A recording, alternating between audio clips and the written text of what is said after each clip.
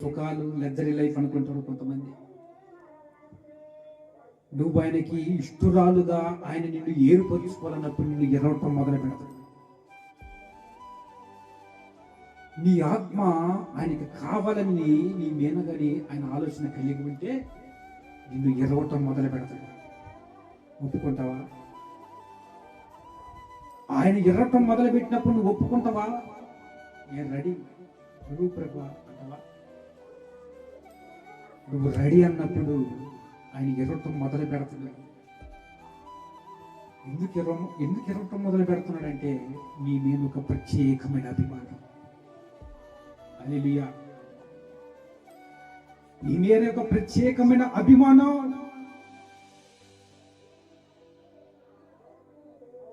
జనాలందరికీ ఒక బాట అయితే నీకు ఒక బాట. లోకానుసారంగా బతుకుతున్న వారికి ఒక బాట అయితే నీకొక బాట. నీకొక బాట వేస్తామన్నాడు ఆయన. నువ్వు గమనించు, నువ్వు ఎరగటం మొదలు పెడతాడు ఆయన. నువ్వు అనుకుంటున్నావు, ఏంది నాకు ఈ పరిస్థితి, ఏంది నాకు ఈ సమస్య, పోదా ఇంకేనా అని నువ్వు అనుకుంటున్నావు. ఆయన ఎరగటం మొదలు పెడతాడు. నువ్వు గాని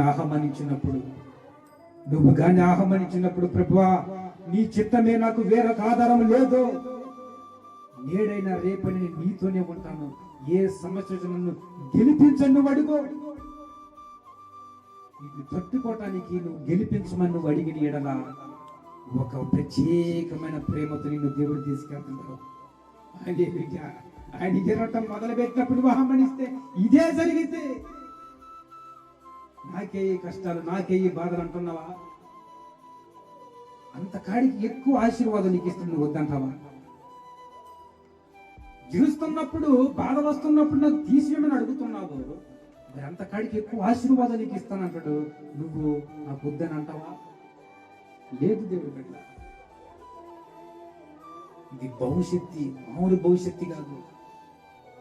అందుకనే మేము ఎక్కడా విరామం లేదు, మా పరిస్థితి అసలు పోగోదు. ఒకసారి సైతంగా నువ్వు పోవద్దు మందిరానికని ఎన్నెన్నో ఆటంకులు, ఎన్నెన్నో పరిస్థితులు తీసుకొచ్చాను, కానీ మేము ఆయన ఆధారపడేది కాదు.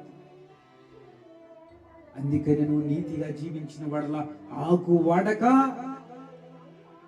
వాడక నీకు జబ్బు రాక నువ్వు ప్రజలతో కంపేర్ చేసుకుంటే నీ జీవితము ఆకు వాడక ఆ ఏరులాగా పారుతున్నదంటున్నాక నువ్వు కాలాలతో పాటు నన్ను ఫలించే ఒక చెట్టులాగా నువ్వు ఉంటావంట. మహానాయకుడి గురించి తెలియక ఈరోజు నువ్వు వాడిపోతావు, చెట్లలో వాడిపోతావు, ఆ మొక్కలు పదుల్లేక ఇరిగిపోతుంది. ఎంతో మంది దేవుడి నుంచి తప్పించుకొని నాశనం అయిపోయిన వాళ్ళు ఉన్నారు.